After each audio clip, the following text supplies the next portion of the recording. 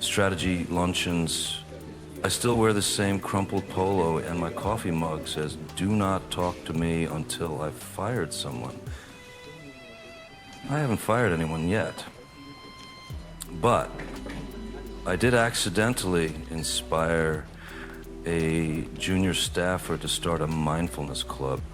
Ray started calling me boss and brings me strange offerings, a half-eaten sandwich, a map of hidden crawl spaces, and one time a broken calculator filled with powdered sugar.